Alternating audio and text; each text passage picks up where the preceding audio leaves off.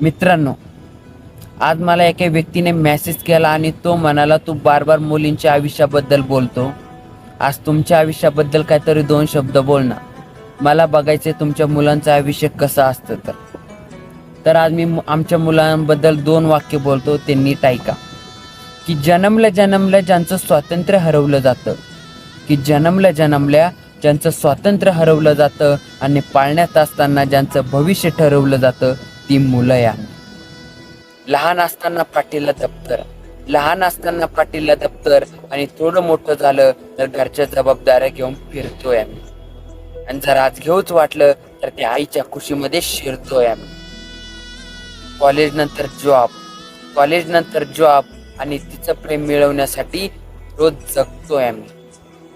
जॉबसाठी सरकारकडं आणि प्रेमासाठी तिच्याकडं रोज भीक मागतोय आम्ही. एवढं होऊन